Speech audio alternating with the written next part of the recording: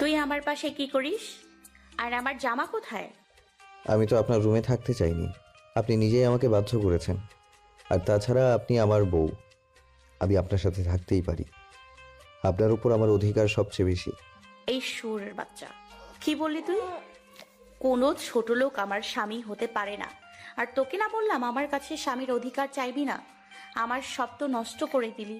আর কি বাকি রাখছোস? হ্যাঁ, আর আমি তোকে কি বাধ্য করেছি? কালকের ঘটনা ভুলে গেলেন নাকি? আপনার জন্যই সব হয়েছে। আর আমি আমার বউকে আদর করেছি, অন্য কাউকে না। আমি যদি জানতাম আপনি কালকে ওই রকম কিছু একটা করবেন, তাহলে কোনোদিনও আপনার সাথে যেতাম না। জানেন কালকে আপনার সাথে কি হয়েছিল? আমি কিচ্ছু শুনতে চাই না। আর তুই কুত্তার বাচ্চা আমার সাথে এমনটা করতে পারলি? আমি তোকে স্বামী হিসেবে মানি না বলে সুযোগ খুঁজছিলি, তাই না? আর যেই সুযোগ পেয়ে গেলি আর কাজে লাগিয়ে ফেললি। আপনি আমার পুরো কথাটা শুনছেন না। আমার চোখের সামনে থেকে সরে যা, আমি তোকে দেখতে পাচ্ছি না। আমি নিশ্চুপ থেকে তাকে বললাম, কালকে রাতে আপনি নেশা করে সেন্স ছিল না, আর এই সুযোগ নিয়ে আপনার বান্ধবীর ভাই আপনার সাথে খারাপ কিছু করতে চাচ্ছিল। তাই তো আমি আপনাকে ওখান থেকে নিয়ে আসি। বাসায় নিয়ে আসার পর আপনার সেন্স ছিল না বলে আমাকে জড়িয়ে ধরেছিলেন এবং ছাড়ছিলেন না। আমি অনেক চেষ্টা করে নিজেকে ছাড়াতে না পেরে এই দুর্ঘটনাটা ঘটে। এরপর রবি আমার সব কথা শুনে বলল, আমি তোর কথা বিশ্বাস করি না। তুই মিথ্যে কথা বলতেছিস আমার সাথে। তুই কি ভাবিস আমি কিছু বুঝি না? মিথ্যে কথা বলে তুই আমাকে ভোগ করলি। হ্যাঁ, সত্যি কথা, আমি মিথ্যা বলছি না, আমাকে বিশ্বাস করুন। বিশ্বাস করি না, ছোট লোকের বাচ্চা। তুই চলে যা আমার সামনে থেকে, আর কোনো দিনও আসবি না। তোকে আমি একটু ভালো ভাবতাম, আমি জানতাম না তোর চরিত্র এই রকম। এই শিক্ষা দিয়েছে তোর বাবা মা? এই এতই যদি শরীরের চাহিদা থাকতো বিদ্যালয়ে যাইতি। এসব কথা শুনে আমার রাগ উঠে গেল। সে আমার চরিত্র নিয়ে কথা বলল। এতদিনে সবকিছু সহ্য করেছি শুধু ভালোবাসি বলে, কিন্তু আর না, এত কিছু আমি আর মেনে নিব না। রুবির জন্য আমার মনে যতটুকু ভালোবাসা ছিল তা আজ ঘৃণায় পরিণত হলো। আমি নিজেকে শান্ত করে রুবিকে বললাম, অনেক অপমান সহ্য করেছি শুধু তোকে ভালোবাসি বলে, কিন্তু তুই আমাকে এত বড় কথা বলতে পারলি? কি চাস তুই? আমি চলে যাব তোর জীবন থেকে, তাই না? রুবি আমার কথা শুনে কিছুটা অবাক হলো, কারণ আজ পর্যন্ত রুবিকে কখনো তুই করে বলিনি। সে আমার দিকে চেয়ে বলল, আমি চাই তুই আমার জীবনে কখনো ফিরে আসবি না, আর আসিস না আমার কাছে। আচ্ছা ঠিক আছে, আমি আজই চলে যাব এই বাড়ি ছেড়ে, আর আসবো না কোনোদিন তোর সামনে। তোর প্রতি আমার আজ থেকে আর কোনো ভালোবাসা নেই, যা আছে সব ঘৃণা। ভালো থাকিস। আর কোনোদিন তোর পিছনে এসে বলবো না ভালোবাসি। এ কথা বলে ব্যাগে প্রয়োজনীয় জিনিসগুলো নিলাম, সাথে রুবির একটা ছবি নিলাম। আমি রুবির রুম থেকে আমার সব কাপড় গুছিয়ে নিয়ে বেরিয়ে গেলাম ওর রুম থেকে। রুবি আমার যাবার পথ চেয়েছিল, তাতে আমার কি? খালু খালাম্মাকে কিছু বললাম না, জানি তারা কষ্ট পাবে, হয়তো আমাকে অনেক খুঁজবে। একটা দীর্ঘশ্বাস ফেললাম, পেছন ফিরে বাসাটাকে একবার ভালোভাবে দেখে নিলাম। কতগুলো বছর ছিলাম এই বাড়িতে। রুবির অবহেলায় আর আন্টি আঙ্কেলের ভালোবাসায় দিনগুলো কেটে যায়। এই বলে রাস্তায় আপন মনে হাঁটছি। ভাবতে পারিনি আমার জীবনে এমন একটা দিন আসবে, প্রিয় মানুষটির থেকে আলাদা হতে হবে। বিধাতা কেন আমাকে এমন পরীক্ষার সম্মুখীন করলেন? কেন এত অবহেলিত আমি রুবির কাছে?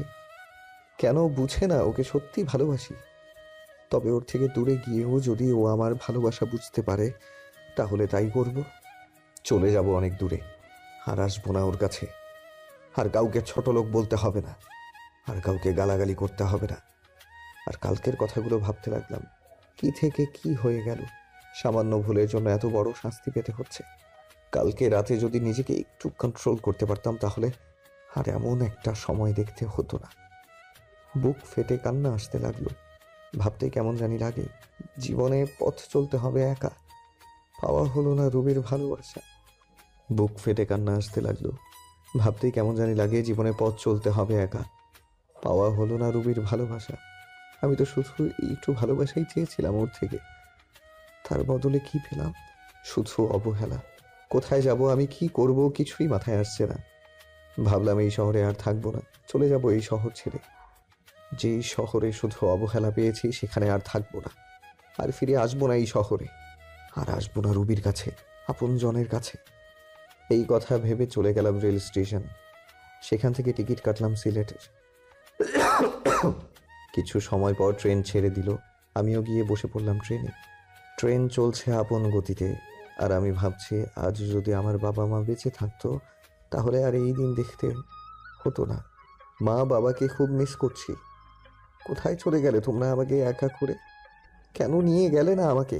ছেড়ে গেলে এই নিষ্ঠুর পৃথিবীতে, যেখানে শুধু অবহেলায় পড়ছি আমি ধীরে ধীরে।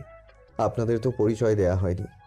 আমি হলাম আলিফ, বাবা মায়ের একমাত্র সন্তান। আমি যখন ক্লাস 10-এ পড়ি তখন আমার মা বাবা রোড অ্যাক্সিডেন্টে মারা যায়। ভাগ্যক্রমে আমি বেঁচে যাই। তারপর থেকে খালা খালুর বাড়িতে বড় হই, আর রুবি হচ্ছে তাদের একমাত্র মেয়ে। আমি অনার্স 3য় বর্ষে পড়ি, রুবিও। গল্পের সাথে সব কিছু জানতে পারবেন। আপনাদের সাথে কথা বলতে বলতে চলে আসলাম নিজ গন্তব্য সিলেট শহরে। ট্রেন থেকে নেমে পড়লাম। সাইনবোর্ডে তাকিয়ে দেখি এই জায়গার নাম চাঁদপুর। আমি কিছুক্ষণ স্টেশনে এক চেয়ারে বসে বসে খালা খালুর কথা ভাবছি। তারা আমাকে বাড়ি না দেখতে পেয়ে পাগলের মতো খুঁজছে হয়তো। আর রুবি হয়তো অনেক খুশি হয়েছে আমি তার জীবন থেকে চলে এসেছি বলে। আর কোনো ছোট্ট লোক তার পিছে ঘুরবে না। এসব কথা মনে পড়ছে আর দু চোখ বেয়ে শুধু পানি পড়ছে। তবে আমিও ভেবে নিয়েছি কোনোদিন নিজের শহরে যাব না, আর রুবিকে আমার এই চেহারা দেখাবো না। এখন একটা থাকার জায়গা করতে হবে, তারপর কলেজে ভর্তি হতে হবে। কিন্তু কে সাহায্য করবে আমাকে? আমি তো কাউকে চিনি না এখানে। এবার স্টেশন থেকে বেরিয়ে শহরের দিকে যাচ্ছি। এভাবে হাঁটতে হাঁটতে কখন যে রাত হয়ে যায় মনে নেই। আমি রাস্তার ল্যাম্প পোস্টের নিচে দাঁড়িয়ে আছি, আর তখনই দূরে দেখলাম একটা লোক গাড়ি থেকে নেমে দোকানে কিছু জিনিস নিয়ে গাড়ির কাছে যাচ্ছিল। আর তখনই লোকটা বুকে হাত দিয়ে রাস্তার মাঝে পড়ে গেল। আমি যেতে চাচ্ছিলাম, তারপর একটু ভেবে গেলাম লোকটির কাছে। লোকটিকে দেখে মনে হলো অজ্ঞান হয়ে গেছে। আমি তাকে ওনার গাড়িতে ওঠালাম। পাশের মানুষকে প্রশ্ন করে জানতে পারলাম পাশে একটা হাসপাতাল আছে, তাকে ওই হাসপাতালে নিয়ে গেলাম। ডাক্তার নার্স এসে তাকে নিয়ে গেল। আমি ভাবলাম চলে যাব, তারপর ভাবলাম লোকটাকে একটু দেখিয়ে যাই কি অবস্থা। কিছু সময় পর ডাক্তার বেরিয়ে আসলো। চিন্তার কোনো কারণ নেই, রোগী এখন সুস্থ আছে। কি হয়েছিল ওনার?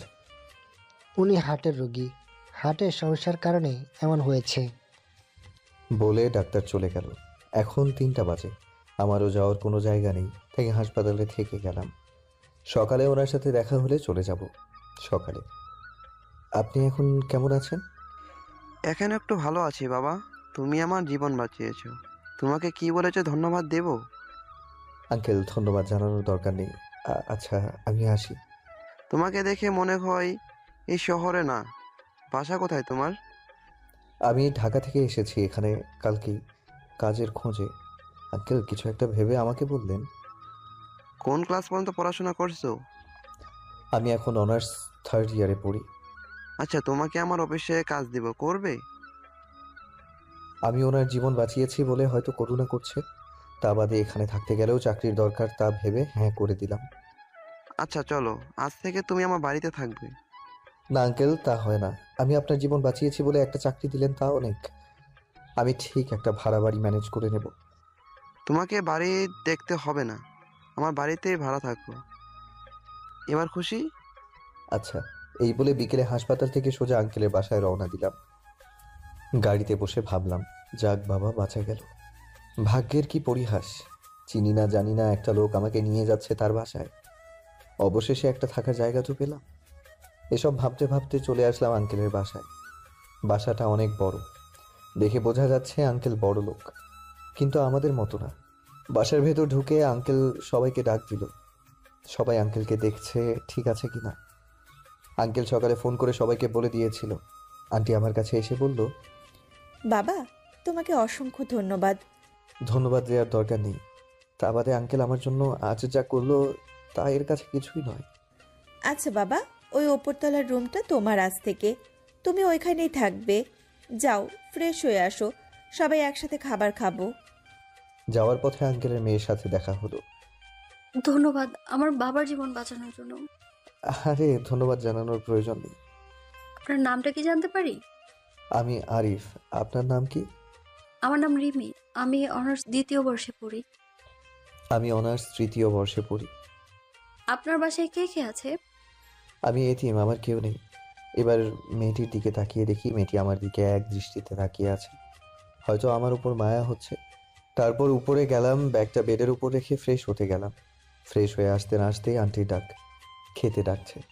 নিচে গিয়ে খাবার টেবিলে বসলাম, সবাই একসাথে খাচ্ছি। তখন আঙ্কেল বলল, তোমারও তো এখনো পড়ালেখা শেষ হয় নাই, তা পড়াশোনা ছেড়ে দিবে নাকি? না আঙ্কেল, চাকরির পাশে পড়াশোনাটাও কন্টিনিউ করব। আচ্ছা রিমিমা, তুই আরিফকে নিয়ে যাস, তোর কলেজে ওখানে ভর্তি করে দিবি। আচ্ছা বাবা। তারপর রাতের খাবার খেয়ে রিমি আমার সাথে রুমে গেল। দুজনে মিলে রুমটা গুছালাম। আসলেই রিমি মেয়েটা অনেক সুন্দর আর অনেক ভালো। তবে রিমি আমার দিকে একটু পরপর আর চোখে তাকাচ্ছে আর মিটমিট করে হাসছে। সকালে উঠে ফ্রেশ হয়ে হালকা নাস্তা করে রিমির সাথে তাদের কলেজে গেলাম। ভর্তির কাজ সব শেষ হলে 3টা ক্লাস করে বাইরে এসে দেখি রিমি আমার জন্য বাইরে দাঁড়িয়ে আছে। কেমন হলো আজকে ক্লাসগুলো? অনেক ভালো, আর কলেজটাও অনেক সুন্দর, খুব ভালো লাগছে আমার। তারপর বাসায় চলে আসলাম। দুপুরের খাবার খেয়ে দিলাম একটা ঘুম। ঘুম থেকে উঠলাম বিকেলে। তারপর রিমি আসলো আমার ঘরে। আরে রিমি, এখানে কেন? কেন আসতে পারি না বুঝি? আরে তোমার বাসা, তোমার ঘর, তুমি আসবে না তো কে আসবে? বলছিলাম কোনো দরকার ছিল নাকি, তাই বললাম। না, সেরকম কিছু না, ভাবলাম তোমাকে নিয়ে একটু ঘুরতে যাব। আমি ভাবলাম এখানকার তো কিছুই চিনি না, তা ঘুরতে গেলে অনেক কিছুই চেনা হবে, তাই হ্যাঁ বলে দিলাম। তারপর দুজন মিলে বের হলাম ঘুরতে। রিমি নীল একটা শাড়ি পরেছে, দেখতে খুব সুন্দর লাগছে। মেয়েটার মনও ভালো। তারপর আমরা দুজন মিলে অনেক জায়গায় ঘুরলাম, কিছু খেয়ে বাসায় চলে আসলাম সন্ধ্যার দিকে। বাসায় এসে শুয়ে পড়লাম, মনে পড়লো ফোনের কথা। সেই দিন বন্ধ করে রেখেছিলাম, ওভাবেই বন্ধ হয়ে আছে। ফোনটা হাতে নিয়ে ফোন থেকে সিম বের করলাম, সিমটা ভেঙে ফেললাম। তারপর আন্টি খেতে ডাকলো, খেতে গেলাম। নিচে সবাই একসাথে ডিনার করলাম। তারপর আমি চলে গেলাম আমার রুমে। আজকে তাড়াতাড়ি ঘুমাতে হবে, কালকে কলেজে যাব না। কালকে আঙ্কেলের সাথে তার অফিসে যাব কাজ বুঝে নিতে। এই ভেবে ঘুমাতে যাচ্ছি, তাও ঘুম আসছে না। মনে পড়ে যাচ্ছে রুবির কথা। সে আমাকে যতই অবহেলা অপমান করুক না কেন, হাজার হলেও সে আমার ভালোবাসার মানুষ। মানুষ প্রথম ভালোবাসার মানুষকে কখনো ভুলতে পারে না। আমার বেলায়ও তার বিকল্প হয়নি। এই কথাগুলো ভাবছি আর চোখ দিয়ে পানি গড়িয়ে পড়ছে। এভাবে থাকতে থাকতে হারিয়ে গেলাম ঘুমের দেশে। চোখ খুলে দেখি 6টা বেজে গেছে। আমি উঠে ফ্রেশ হলাম, হয়ে রিমিদের ওখানে গেলাম। আসলে রিমিরা নিচে থাকে আর আমি দোতলায় থাকি। নিচে যেতে আন্টির সাথে দেখা, বসতে বলল। বসে থাকতে থাকতে এক সময় আঙ্কেলও চলে আসলো। সবাই একসাথে বসে সকালের নাস্তা সেরে ফেললাম।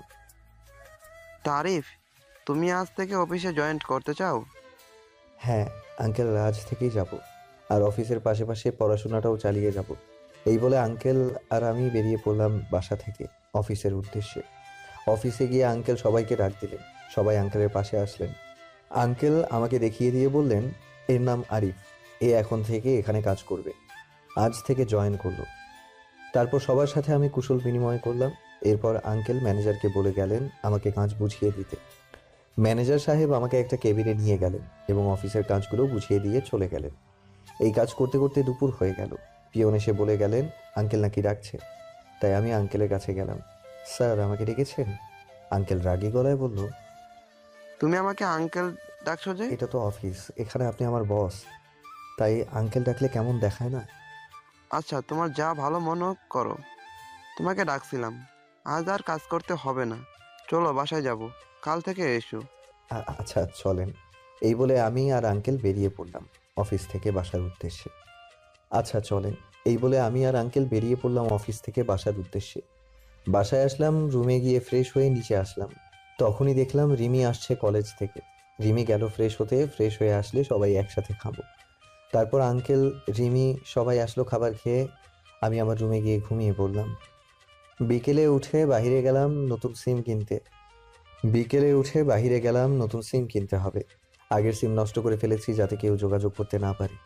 তারপর একটু ঘোরাঘুরি করে বাসায় এসে রিমিদের ওখানে গিয়ে রাতের খাবার খেয়ে চলে গেলাম রুমে। কাল আবার অফিসে যেতে হবে।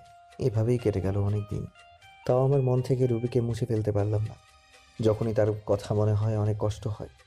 কি করব, ভালোবাসি যে তাকে। এখন আর রিমিদের ওখানে প্রয়োজন ছাড়া যাই না। এখন আমি নিজেই রান্না করে খাই। আর কতকাল মানুষের বাসায় খাবো? আমার জন্য যা করেছে সেটাই অনেক। রিমিদের বাসায় যাই না দেখে রিমি প্রতিদিনই কিছু না কিছু নিয়ে আসে আমার জন্য। বারণ করা সত্ত্বেও নিয়ে আসে। তবে রিমির ব্যবহার দেখে আমি খুব অবাক হই। মেয়েটা এত ভালো। আর মাঝে মাঝে রিমির আচরণ দেখে মনে হয় রিমি আমাকে খুব ভালোবাসে। আমার কখন কি লাগবে সব সময় চোখে চোখে রাখবে, কেয়ার করবে, মিষ্টি শাসন করবে। রিমির মিষ্টি শাসন আর কেয়ারগুলো খুব ভালো লাগে। কিন্তু আমি যে তাকে ভালোবাসতে পারবো না। আমার মন যে অনেক আগেই একজনকে দিয়ে ফেলেছি। দূরে আছি তো কি হয়েছে, দূর থেকেও মানুষকে ভালোবাসা যায়। একদিন আমি কলেজে এক মেয়ে বান্ধবীর সাথে কথা বলছি আর সামনে গেটের দিকে যাচ্ছি। মেয়েটা আমায় খুব কাছের মনে করে। সে আমার হাত ধরে হাঁটছে আর তখনই সামনে দেখি রিমি, কিন্তু তার চোখ দিয়ে অনবরত পানি বের হচ্ছে। আমি আমার বন্ধুর কাছ থেকে বিদায় নিয়ে যেই রিমির কাছে যাব তখনই রিমি আমাকে অনেক জোরে একটা থাপ্পড় মারল। থাপ্পড় মেরে রিমি চলে গেল বাসায়। আর আমি মাথা নিচু করে দাঁড়িয়ে আছি। চোখ দিয়ে 2 ফোঁটা নোনা জল বেরিয়ে আসলো। আবার পুরনো কথা মনে করে দিল। আচ্ছা, আবার রুবি ঠিক একইভাবে আমাকে চড় মেরেছিল। খুব কষ্ট পেয়েছিলাম তখন। রিমি আমাকে থাপ্পড় মারল, তখন 1000 গুণ কষ্ট পেয়েছিলাম। কলেজের পর আমি আর রিমিদের বাড়ি যাইনি।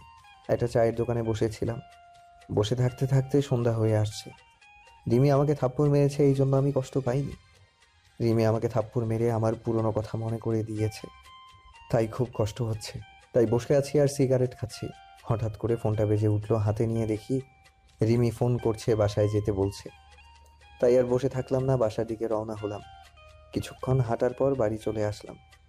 দরজার কাছে এসে দেখি দরজা আগে থেকে খোলা। আরে চাবি তো আমার কাছে, দরজা কে খুললো? ভেতরে গিয়ে দেখি রিমি। তাহলে রিমি খুলেছে। আসলে বাড়িওয়ালার কাছে আরেক সেট চাবি ছিল। রুমে ঢুকতেই রিমি বলে উঠলো, কোথায় ছিলে তুমি? জানো আমি কত কান্না করেছি তোমার জন্য, কত চিন্তায় ছিলাম আমি। এবার রিমি দৌড়ে এসে আমাকে জড়িয়ে ধরে জোরে জোরে কান্না করে দিল। আমি তো বেশ অবাক হলাম। রিমি, তুমি কি করছো? ছাড়ো আমায়। না, ছাড়বো না। তুমি কিছু বোঝো না আমি তোমাকে কতটা ভালোবাসি। তোমার সাথে অন্য কাউকে দেখতে পারি না আমি। আমি তোমায় অনেক অনেক ভালোবাসি। রিমি, তোমার মাথা ঠিক আছে? কি বলছো এসব? পাগল হয়ে গেলে নাকি? হ্যাঁ, আমি পাগল হয়ে গেছি, তোমার প্রেমে পাগল হয়েছি আমি। আমি বাঁচবো না তোমাকে ছাড়া। আমি তোমাকে ভালোবাসি না। আর সবচেয়ে বড় কথা, আঙ্কেল আমাকে অনেক বিশ্বাস করে এখানে নিয়ে এসেছে। আমি তার বিশ্বাস কখনো নষ্ট করব না। বাবার কথা বলছো? বাবাকে আমি বুঝিয়ে বলবো। তুমি যাই করো, আমি তোমাকে ভালোবাসতে পারবো না। তুমি যদি বেশি বাড়াবাড়ি করো তাহলে আমি এই বাড়ি ছেড়ে চলে যাব। না না, তোমাকে বাড়ি ছেড়ে যেতে হবে না, চলে যাচ্ছি আমি। এই কথা বলে রিমি কাঁদতে কাঁদতে চলে গেল। যা ভয় পেয়েছিলাম তাই হলো। যাকে ভালোবাসি সে আমাকে ভালোবাসে না, আর যাকে ভালোবাসি না সে আমাকে ভালোবাসে। এরপর থেকে রিমির সাথে আর দেখা হয়নি। তাদের ওখানেও যাইনি। কি বলবো রিমিকে যে তাকে ভালোবাসতে পারবো না? আমি বিবাহিত।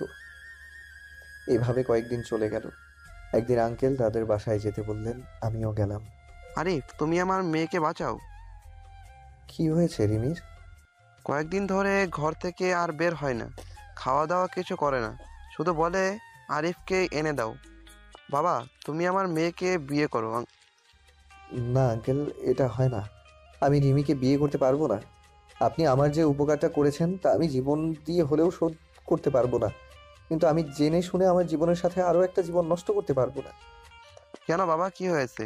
আমাকে একটু খুলে বলো। আমি বললাম রিমিকেও ডাক দিতে। তারপর আঙ্কেল, আন্টি, রিমি সবাইকে উদ্দেশ্য করে বললাম, আমি বিবাহিত। আমার এই কথা শোনার জন্য মনে হয় কেউ প্রস্তুত ছিল না। সবাই একসাথে বলে উঠল, কি? তুমি যে বললে তোমার কেউ নেই, তুমি এতিম তাহলে? আসলে আমি এতিম হলেও আমার খালা খালুর বাড়িতে বড় হয়েছি এবং আমার বউও আছে। তাহলে তুমি এখানে কেন, পরিবার ছেড়ে? সে এক দুঃখের কাহিনী। শুনুন তাহলে। সবাইকে বলতে লাগলাম, আমি আরিফ সবেমাত্র এসএসসি পাশ করেছি, 4.97 পয়েন্ট পেয়েছি। আজ আমি অনেক খুশি। বাসায় থেকে বেরিয়ে রেস্টুরেন্টের উদ্দেশ্যে রওনা দিলাম, কারণ মিষ্টি তো নিতেই হবে। মিষ্টি নিয়ে বাসায় এসে সবাইকে খাওয়ালাম। তারপর খাওয়া দাওয়া শুরু করে শুয়ে আছি, এমন সময় আমার ফোন চিল্লাচিল্লি করছে। মানে কেউ বা ফোন দিয়েছে। স্ক্রিনে তাকিয়ে দেখি মামুন ফোন দিয়েছে। রিসিভ করতেই, কি রে শালা, 7টা বাজতে চলেছে, আজ আড্ডায় আসবি না? ভুলেই গিয়েছিলাম। তোরা আয়, আমি আসছি। সবাই আসছে, তুই তাড়াতাড়ি আয়। আচ্ছা, 5 মিনিট অপেক্ষা কর। ওকে। তারপর ফোন কেটে দিয়ে আড্ডার দিকে রওনা দিলাম। আসলে মামুন, রহিম, মোকসেদ, নাজমুল আমাদের প্রাইমারি থেকেই পরিচয়, আমরা ফ্রেন্ড। আড্ডায় এসে আমরা সবাই কথা বলতে লাগলাম। হঠাৎ রহিম বলতে লাগলো, সবাই শোন, আমাদের গার্লফ্রেন্ড আছে, কিন্তু আরিফ দোস্তের নাই। বেচারা সারা জীবন মনে হয় এইরকমই থাকবে হিজড়া হয়ে। হয় মনে হয়। শালারা দেখ আমি কি করি, তোদের গার্লফ্রেন্ডদের ফোন দিয়ে কি বলি। দোস্ত না রে, এবারের মতো মাফ করে দে, আর হবে না। ওকে, মনে থাকে যেন। সে সময় আম্মুর ফোন আসলো। আমি ফোন বের করে বললাম, হ্যাঁ আম্মু বলো। তুই কোথায় আছিস? এই তো বন্ধুদের সাথে আড্ডা দিচ্ছি। এখন আর আড্ডা দিতে হবে না, বাসায় আয়, দরকার আছে। আচ্ছা, বন্ধুদের কাছ থেকে বিদায় নিয়ে বাসায় আসলাম। এসে ফ্রেশ হয়ে খাবার টেবিলে বসলাম। তোর তো পরীক্ষা শেষ, আর তোর আব্বু অনেক দিন পর ছুটি পেয়েছে, তাই ভাবলাম তোর খালার বাড়ি থেকে ঘুরে আসব। কি বলিস? আমার যে কি আনন্দ হচ্ছে, খালার বাড়ি যাব। আপনারা ভাবছেন খালার বাড়ির কথা শুনে এত আনন্দ হচ্ছে কেন? কারণ সেখানে গেলে আমার খালাতো বোন রুবির সাথে দেখা হবে, কারণ ওকে আমি ছোট্ট থেকেই পছন্দ করি। আচ্ছা আচ্ছা, কবে যাব আমরা? কালকেই সকালে তাড়াতাড়ি উঠিস। খাওয়া দাওয়া করে রুমে গিয়ে ঘুমিয়ে গেলাম। সকালে সবাই উঠে রেডি হয়ে বেরিয়ে পড়লাম, কিন্তু কে জানতো এই বের হওয়াই হবে আমার মা বাবার সাথে শেষ বের হওয়া। আমাদের গাড়ি অ্যাক্সিডেন্ট করলো। আমি গাড়ির পেছনের সিটে থাকায় কোনো মতে বেঁচে যাই, কিন্তু আমার মা বাবা আর বাঁচলো না। মা বাবা চলে যাওয়ার পর আমি অনেক ভেঙে পড়ি। তখন খালা খালু তাদের বাড়ি নিয়ে গেল এবং ওখানে থেকেই বড় হই।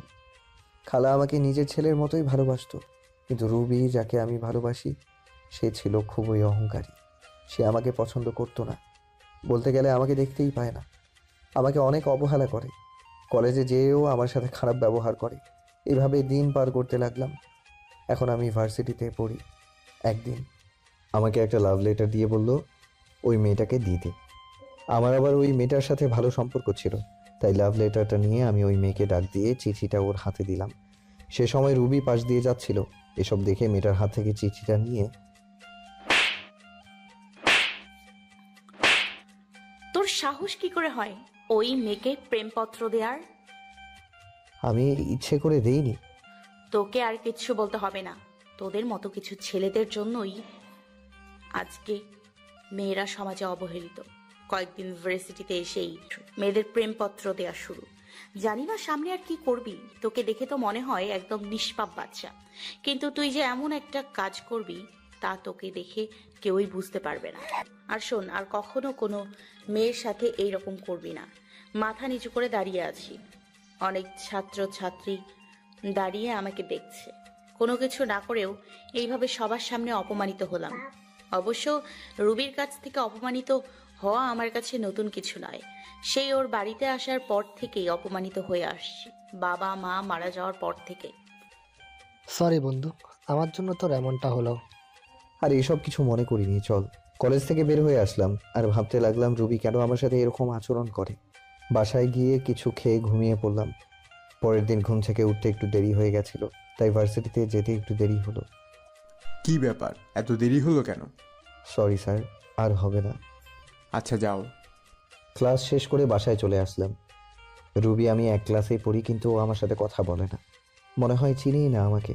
বাসায় আসতে আসতে 2টা বেজে গেল। বাসায় এসে দুপুরের খাবার খেয়ে ঘুমাতে গেলাম। বিকেলে বাহির থেকে ঘুরে এসে পড়তে বসলাম। 10টার দিকে খাবার খেয়ে ঘুমিয়ে গেলাম। ঘটনা ঘটল সকালে। আরিফ শোন, তোরা এখন অনেক বড় হয়ে গেছিস। আমি আর তোর খালু চাই তোকে রুবির সাথে বিয়ে দিতে। তোর কোনো আপত্তি আছে? আমি ভাবলাম সকালে আজ কার মুখ দেখে উঠেছিলাম যে খালা নিজে এসে বিয়ের কথা বলছে। আমি যেহেতু রুবিকে পছন্দ করি প্লাস ভালোবাসি, তাই আর না করলাম না।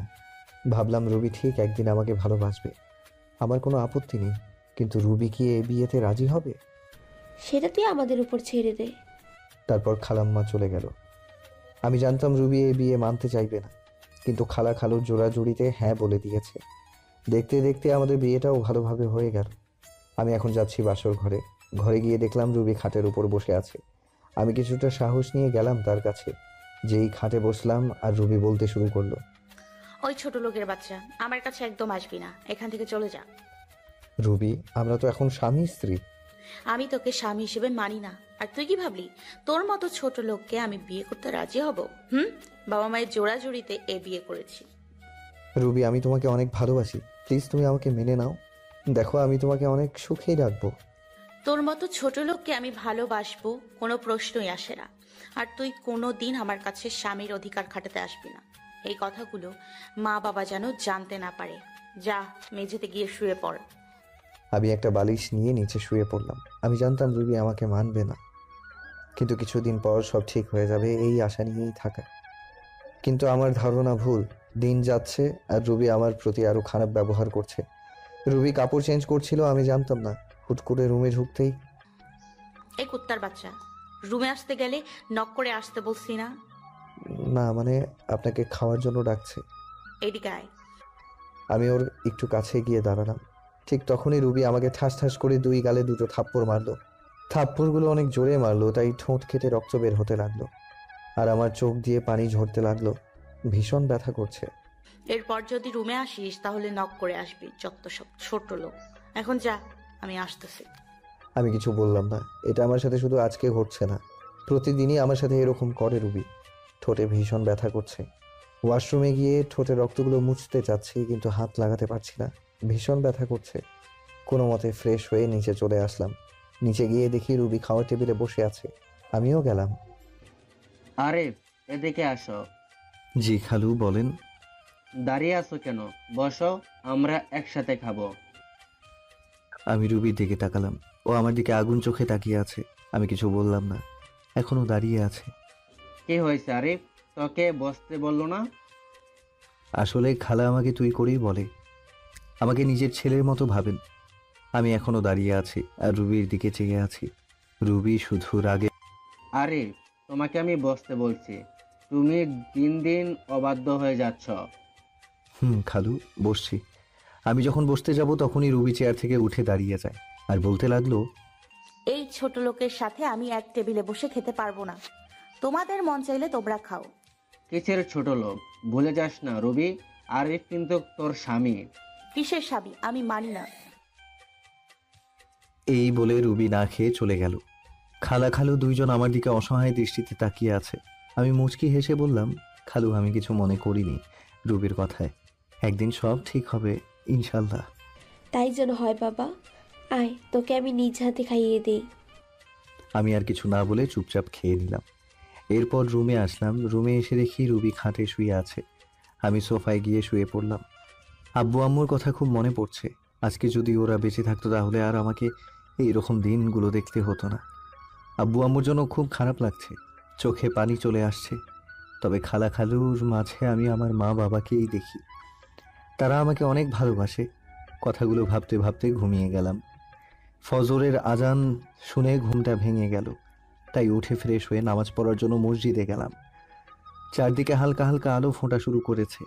এরপর নামাজ পড়ে মোনাজাত করতে লাগলাম আব্বু আম্মুর জন্য। এক পর্যায়ে মনে পড়ে ছোটবেলার কথা। আব্বুকে ঘোড়া বানিয়ে তার পিঠে চড়া, আব্বুর সাথে স্কুলে যাওয়া। কান্না চলে এসেছে। বলতে লাগলাম, কেন তোমরা আমাকে একা করে চলে গেছো? তোমাদের সাথে নিলে না কেন? কেন রেখে গেলে এই নিষ্ঠুর পৃথিবীতে, যেখানে মা বাবা ছাড়া আর কেউ আপন নয়? কেন হলো আমার সাথে এইরকম? কেন আমাকে অবহেলা করে? কেন? কথাগুলো বলতে লাগলাম আর কান্না করতে লাগলাম। এরপর বাসায় চলে আসলাম।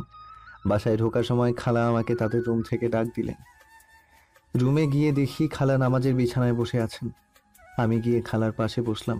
আমার মাথায় হাত রাখলেন। রুবি তোকে খুব কষ্ট দেয়, তাই না রে?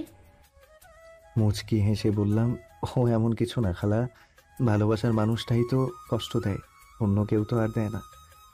আমি সব বুঝি রে বাবা, তোর জন্য আমার খুব কষ্ট হয়। মেয়েটা কেন তোর সাথে এমন করে কিছু বুঝি না। কষ্ট এখন আর হয় না খালা, কষ্টগুলো এখন সহ্য করতে শিখে গেছি। দেখিস, রুবি একদিন তোকে ঠিক ভালোবাসবে। আচ্ছা, তুই এখন রুমে যা। আর শোন, রুবিকে ডেকে তুল, আমি নাস্তা তৈরি করতেছি। আচ্ছা খালা। এরপর রুবিকে ডাক দেইনি, কারণ ওকে ডিস্টার্ব করলে আবার আমার কপালে খারাপই আছে। ভালোবাসি তাই ওকে কিছু বলতেও পারি না। রুবিকে না দেখে আমি কলেজে যাওয়ার জন্য রেডি হয়ে নিলাম। এরপর আবার নিচে চলে গেলাম। গিয়ে দেখি রুবি নিচে নাই। খালা, রুবি কই? কেন? তোকে না বললাম ওকে ঘুম থেকে ডেকে তুলতে? ওহ খালা, ভুলে গেছি। আচ্ছা, গিয়ে নিয়ে আয়। এরপর আমি রুবিকে ডাকতে চলে গেলাম। এরপর ডাক দিলাম কিন্তু কোনো উত্তর দিল না। আবার ডাক দিলাম। এরপর ওপার থেকে রুবি বলল, কি হয়েছে? সকালবেলা এত চিল্লাচিল্লি করস কেন? আপনাকে আন্টি ডাকছে, তাড়াতাড়ি নিচে আসতে, কলেজে যেতে হবে, পরে কিন্তু দেরি হয়ে যাবে। যা তো তুই, আমি আসতেছি, আর ডিস্টার্ব করবি না আমাকে। এরপর আমি আর কিছু না বলে চলে আসলাম। নিচে গিয়ে আমি নাস্তা করে নিলাম। এরপর রুবি নিচে আসতে লাগলো। আজকে খুব সুন্দর লাগছে, গোলাপি রঙের একটা ড্রেস, কানের ফুল, চুড়ি, হার, হালকা লিপস্টিক, সব মিলিয়ে জাস্ট অসাম লাগছে। আমি হা করে তাকিয়ে থাকা দেখে রুবি আমাকে বলল, কুত্তার মতো এইভাবে তাকিয়ে আছিস কেন, শুয়োরের বাচ্চা? আমার হা করে তাকিয়ে থাকা দেখে রুবি আমাকে বলল, আদিক্ষেতা না করে গাড়ি বের কর, কলেজে যাব। রুবির কথাটি সোজা গিয়ে আমার বুকে লাগলো। কি এক কপাল নিয়ে পৃথিবীতে এসেছি। নিজের বউয়ের দিকে তাকালেও গাল শুনতে হয়। ওই সময় শুধু চোখে পানি ছলছল করছে। আদিক্ষেতা না করে গাড়ি বের কর, কলেজে যাব। আমি আর কিছু না বলে গাড়ি বের করে রুবির জন্য অপেক্ষা করতে লাগলাম। কিছুক্ষণ পর রুবি আসলো।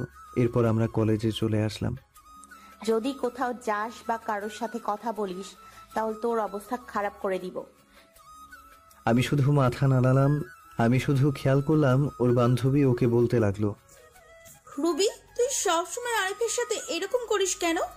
ছেলেটা কত স্মার্ট আর খুব ভালো, তাহলে কেন সবসময় অবহেলা করিস, কেন খারাপ আচরণ করিস? আর বড় কথা, ও এখন তোর স্বামী, তবু কেন সবসময় খারাপ ব্যবহার করিস? কিসের স্বামী? হ্যাঁ, আর তোকে আমি বলে রাখলাম, কোনোদিনও আমাকে কিছু শেখাতে আসিস না। আর এত যদি দরদ হয় তাহলে তুই ওই ছোট লোকটাকে বিয়ে করে নে, তাহলে আমিও উদ্ধার হব। আমিও তো চাই, কিন্তু জানি ও তোকে ভালোবাসে। আমি হাজার চাইলেও আমার হবে না, জানি, ওইটা আমি ভালোভাবেই জানি। আরিফ আমাকে ভালোবাসে, তুই কিভাবে জানিস? তোকে যদি ভালো না বাসতো তাহলে তোর এত অবহেলা সহ্য করতো না, তোর এত খারাপ আচরণ মুখ বুঝে সহ্য করতো না। আফসোস, আরিফের মতন কেউই আমার জীবনে এলো না। ভালোবাসা না ছাই, ছোট লোকের আবার ভালোবাসা। এই বলে ওরা ক্লাসে চলে আসতে লাগলো। তাই আমি তাড়াতাড়ি করে ক্লাসে চলে আসলাম। রুবির কথাগুলোতে খুব কষ্ট পেলাম। এরপর ক্লাসগুলো শেষ করে চলে আসলাম বাড়িতে। এইভাবেই দিন কাটতে থাকে। আর রুবির অবহেলা প্রতিনিয়ত সহ্য করতে হচ্ছে। ভালোবাসার মানুষটির অবহেলা কতটা কষ্টের তা যদি রুবি জানতো তাহলে আমাকে এইভাবে অবহেলা করতো না। বসে আছি নিজের রুমে, তখন রুবি আসলো আমার রুমে। আজ সন্ধ্যায় আমার এক বান্ধবীর জন্মদিনের পার্টি আছে, আমার সাথে তুইও যাইবি, তাই তাড়াতাড়ি রেডি হয়ে নিস। যদি দেরি করিস তাহলে তোর কপালে খারাপই আছে। আমি শুধু মাথা নেড়ে হ্যাঁ সূচক উত্তর দিলাম। এরপর সন্ধ্যায় রেডি হয়ে গাড়ি নিয়ে বাইরে অপেক্ষা করতে লাগলাম। আজকেও খুব সুন্দর লাগছে, কিন্তু এই সৌন্দর্য আর দেখা হলো না। তার থেকে মুখ ফিরিয়ে নিলাম। জানি আমাকে এইভাবে তাকিয়ে থাকতে দেখলে আবার গালি দিবে। কি হয়েছে, গাড়ি চালাচ্ছ না কেন? এই তো চালাইতেছি। আমাদেরকে কোথায় যেতে হবে? আমাদেরকে কোথায় যেতে হবে? চলতে থাক, আমি বলতেছি কোথায় যেতে হবে। এরপর রুবির কথা মতো গাড়ি নিয়ে চলে আসলাম রুবির বান্ধবীর বাসায়। ভেতরে গিয়ে এক জায়গায় বসে থাকবি, ওখানকার কেউ জানে না তুই আমার স্বামী, আর জানতেও যাতে না পারে, বুঝতে পারলি? আমি মাথা নাড়লাম। ভেতরে চলে গেলাম। গিয়ে রুবি ওর বান্ধবীদের সাথে কথা বলছে। আমি একটা সিটে বসে ওকে দেখছি। এক পর্যায়ে জন্মদিনের কেক কাটা হলো। জন্মদিনের পার্টি বলে কথা, সেখানে দেখলাম রুবির বান্ধবী সবাই মিলে ড্রিঙ্কস করছে। কিন্তু এ কি, রুবি তো এসব খায় না। আমি দেখলাম রুবিও ড্রিঙ্কস করছে। যাকগে, যা করার করুক, আমার কি। আমি আনমনে বসে আছি। বসে থাকতে থাকতে এক পর্যায়ে চোখ গেল রুবির দিকে। দেখছি রুবির সাথে একটা ছেলে ঢলাঢলি করছে। তা দেখে আমার মাথা পুরো গরম হয়ে গেল। রুবি প্রচুর ড্রিঙ্কস করায় কিছু বুঝতে পারছে না। ছেলেটা দেখছি রুবির সাথে খারাপ কিছু করার চেষ্টা করছে। তাই আর এসব না দেখতে পেয়ে চলে গেলাম ওর কাছে। গিয়ে সোজায় রুবির গালে একটা থাপ্পড়। শালা, আমার বউয়ের দিকে খারাপ দৃষ্টিতে তাকাস। মারতে মারতে প্রায় ছেলেটিকে আধমরা করে ফেলি। তখনই রুবির বান্ধবী, যার আজ জন্মদিন, এসে আমাকে আটকায়। বলে, ভাইয়া সরি, আমার ভাই এইরকম কাজ করবে আমি তা জানতাম না, ভাইয়া ক্ষমা করে দিন। এরপর ছেলেটির মুখ টিপে ধরে বলতে লাগলাম, তোর ভাগ্য ভালো, তোকে ছেড়ে দিলাম। আর শুনে রাখ, রুবি আমার, শুধুই আমার। ওর দিকে যে চোখ তুলে তাকাবে আমি ওর চোখ উপড়ে ফেলবো, মাইন্ড ইট। রুবি কিছু বলছে না, হয়তো বেশি ড্রিঙ্কস করার কারণে এইরকম হচ্ছে। তাই আমি রুবিকে কোলে তুলে নিয়ে নিচে চলে আসলাম, আর সবাই আমাদের দিকে তাকিয়ে আছে। এরপর গাড়ি করে রুবিকে নিয়ে আসলাম, গাড়ি থেকে রুবিকে নামিয়ে ওর রুমে নিয়ে আসলাম। এরপর তাকে খাটে শুইয়ে দিলাম। রুবি আমার গলা জড়িয়ে ধরে আছে। আমি কোনো মতে নিজেকে ছাড়িয়ে উঠতে চাইলাম, কিন্তু পারলাম না। এই কি করছেন, কি ছাড়েন আমাকে। তোমাকে আজকে ছাড়ছি না। মানে কি বলতে চান আপনি? দেখেন, আমাকে বলতে পারলাম না। হ্যাঁ আচ্ছা, দেখেন আমাকে বলতে পারলাম না। রুবি আমার আর ওর ঠোঁট এক করে নিল। আমি কিছু করতে পারছি না, আমার হাত পা ঠান্ডা হয়ে আসছে। আমি জানি রুবি এইসব কিছু নেশার ঘরেই করছে। আমার এইরকম করা ঠিক হবে না, তাই নিজেকে ছাড়াতে চাইলাম, কিন্তু পারছি না। রুবি আমাকে এখনো খুব জোরে জড়িয়ে ধরে আছে। আমিও ধীরে ধীরে দুর্বল হতে লাগলাম। আমিও রুবির ডাকে সাড়া দিলাম। রুবি আমার বউ, ওর ওপর আমার অধিকার আছে, আর যা হবার পরে দেখা যাবে। ধীরে ধীরে দুইজন তলিয়ে গেলাম ভালোবাসার গভীর সাগরে। সকালবেলা আমার ঘুম ভেঙে যায়। রুবি এখনো আমাকে জড়িয়ে ধরে আছে। আমি নিজেকে ছাড়িয়ে রুবির কপালে একটা চুমু দিলাম। আমার স্পর্শে রুবির ঘুম ভেঙে যায় এবং আমাকে দেখে চমকে ওঠে। তুই এখানে কি করিস? আমার পরনের কাপড় কোথায়? এরপর তো সবকিছু আপনারা জানেন কি হলো আমার সাথে, আর না জানলে প্রথম পর্বে দেয়া আছে, গিয়ে জেনে আসুন। আর বলতে পারলাম না। হাতে অনেক ব্যথা, 10 টাকা দেন তো মলম কিনবো, টাকা নাই। এরপর আমার সাথে রুবি কি করলো, আমি কেন বাসা ছেড়ে চলে আসলাম, সবকিছু আঙ্কেল আন্টি রিমি সবাইকে বললাম। আমি তাদের দিকে তাকাতেই বুঝতে পারলাম তারা মন খারাপ করে বসে আছে। তারপর রিমি বলল, তুমি রুবিকে ডিভোর্স দিয়ে দাও, আমি তোমায় বিয়ে করব। এ হয় না রিমি। রুবি আমাকে যতই অবহেলা করুক না কেন, আমি তাকে এখনো আগের মতোই ভালোবাসি। আমি তার জায়গা কাউকে দিতে পারবো না। তুমি এরকম করলে আমি আর এই বাড়িতে থাকবো না, চলে যাব দূরে কোথাও। আর বলবো না, তাও তুমি চলে যেও না। আমার এইরকম পরিস্থিতি দেখে আঙ্কেল আন্টি কিছু বলতে পারলো না। তা বাদে আমি বিবাহিত, তারা যেন শুনে তাদের মেয়েকে একটা বিবাহিত ছেলের সাথে বিয়ে দিতে চাবে না। যার ঘর সংসার, স্ত্রী আছে, তার মেয়ের জীবনটা নষ্ট হয়ে যেতে দিবেন না। আমি এরপর ওদের বাসা থেকে চলে আসলাম, আর যাইনি ওদের বাসায়। এভাবেই দেখতে দেখতে 5 বছর চলে গেল। এখন আমার পড়ালেখা শেষ, এখনও আঙ্কেলের অফিসেই চাকরি করি। অনেক ভালো ভালো কোম্পানি থেকে চাকরির অফারও এসেছিল, কিন্তু না করে দিয়েছি। কারণ এই শহরে প্রথম আসি তখন এই আঙ্কেলই অফিসে চাকরি দিয়েছিল। কেন জানি একটা মায়ার সৃষ্টি হয়ে গেল, চাইলেও আর যেতে পারিনি। তবে এই অফিসে এখন অনেক বড় পদে আছি আমি। সেদিনের পর থেকে রিমি আর কখনো ভালোবাসার কথা বলে না। আগের থেকে রিমির সাথে আমার আরও ভালো সম্পর্ক তৈরি হয়েছে, তবে সেটা বন্ধুত্বের। রিমি পড়াশোনা শেষ করায় সেও এখন আমার এই অফিসেই কাজ করে, এমডির পদে। তার বাবার পরিবর্তে সেই এই অফিসের এমডি। আমরা প্রতিদিন একসাথে করেই অফিসে যাই। আজ আমি প্রতিষ্ঠিত, আমার কোনো চিন্তা, কোনো চাপ নেই, আর কোনো অবহেলা নেই। আর কোনো অবহেলা নেই, কারো অপমান আর কেউ ডাকে না ছোট লোক বলে, কারো হাতে থাপ্পড় খেতে হয় না। তবে এই কয়েক বছরে আমার অনেকবার রুবির কথা মনে পড়ে। এমন কোনো রাত নেই যে আমার রুবির কথা মনে পড়েনি। তবে নিজেকে এখন মানিয়ে নিতে শিখেছি। এমনভাবে আমার দিন যেতে লাগলো। একদিন আঙ্কেল অফিসের সবাইকে এক জায়গায় করালেন আর বলতে লাগলেন, এবার আমরা একটা বড় ধরনের প্রজেক্ট পেয়েছি, প্রায় 2 কোটি টাকার। তাই এই কাজটা আমি আরিফকে দিতে চাই। আরিফ, তুমি কালকে বেরিয়ে পড়ো। প্রজেক্টের কাজটা ঢাকায়। ঢাকার কথাটা শুনেই আমার মাথা ধরে গেল। আমি বলতেও পারছি না যে এই কাজটা আমি করতে পারবো না, এত বড় প্রজেক্ট যে। তাই কিছু বললাম না। বাসায় এসে শুনলাম রিমিও যাচ্ছে আমার সাথে এই প্রজেক্টের কাজে। আঙ্কেল বলল, তোমাকে ওখানে থাকার কোনো চিন্তা করতে হবে না। রিমির ফুপুর বাড়ি ওখানে তোমরা থাকবে। কাজ শেষ না হওয়া পর্যন্ত সকালে বের হব। তাই রাতে সব কিছু গুছিয়ে নিলাম, এবার ঘুমিয়ে গেলাম। সকালে রিমি আর আমি রওনা হলাম ঢাকার উদ্দেশ্যে। রেল স্টেশনে গিয়ে টিকিট কাটলাম সিলেট টু ঢাকা। কখনো ভাবতে পারিনি যে আবার ফিরবো ঢাকাতে। ভেবে নিয়েছিলাম কখনো আর যাব না, কিন্তু কি করার, ভাগ্যে যা লেখা আছে তাই হবে। রুবি হয়তো আজ নতুন সংসার করছে, আমার কথা ভুলেই গেছে। এবার রিমি আর আমি ট্রেনে উঠলাম, গিয়ে বসে পড়লাম নিজের সিটে। ট্রেন চলছে আপন গতিতে, ভাবতে ভাবতে কখন যে ঢাকায় পৌঁছে গেছি খেয়ালই করলাম না। প্রাণের শহর ঢাকা শহর। আজ 5 বছর পর আসলাম। 5টা বছর কেটে গেল, আজ আবারও ঢাকা ফিরেছি। সব কিছু অচেনা মনে হচ্ছে। দেরি না করে সোজা রওনা দিলাম রিমির ফুপুর বাসায়। আমাকে দেখে চিনতে পারেনি, আর চিনবে বা কি করে? আমার পাশে রিমি দিকে তাকিয়ে দৌড়ে চলে আসলো রিমির কাছে। রিমিকে ধরে বলল, মা, তুমি যে আসবে আমি কখনো কল্পনা করতে পারিনি। সেই ছোটবেলায় এসেছিলে, আর তো একবারও আসলে না। আমাদের কথা মনে পড়ে না বুঝি? যা, ফ্রেশ হয়ে আসো, আমি খাবার বেড়ে দিচ্ছি। আর হ্যাঁ, তোর পাশের ছেলেটা কে রে? ও আমাদের অফিসে কাজ করে, আর আমরা অফিসের একটা প্রজেক্টের জন্য এখানে এসেছি। ফ্রেশ হয়ে সবার সাথে দুপুরের খাবারটা খেয়ে শুয়ে আছি। এমন সময় রিমি এসে বলল, বিকালে ফ্রি আছো? জবাবে হ্যাঁ অবশ্যই, তাছাড়া এখন তো আমার কোনো কাজ নেই, ফ্রি তো থাকবই। বলছিলাম কি ফুপু, বিকেলে একটু ডক্টরের কাছে যাব, একা একা যাব না, তাই আমাকে নিতে চাচ্ছে আমার সাথে, যদিও তুমি যাও। আরে সমস্যা নেই, আমি তো ফ্রি আছি, গেলাম না হয় তোমার সাথে, সময়টাও কেটে যাবে। একা একা থাকতে কি আর ভালো লাগে? আচ্ছা, তুমি এখন রেস্ট নাও। বিকেলে রিমি একটা আকাশি কালারের শাড়ি পরেছে, কাচের চুড়ি হাতে, চোখে কাজল দিয়ে আমার সাথে বের হয়েছে। ওকে দেখলে যে কোনো মানুষ প্রেমে পড়ে যাবে। ওকে দেখে রুবির কথা খুব মনে পড়ে গিয়েছে। যথারীতি ডাক্তারের চেম্বারে পৌঁছে গেলাম। রিমির ফুফুকে ডাক্তার দেখানো শেষে চেম্বার থেকে বের হব, এমন সময়ে একজন শাড়ি পরা নারীর সাথে ধাক্কা খেলাম।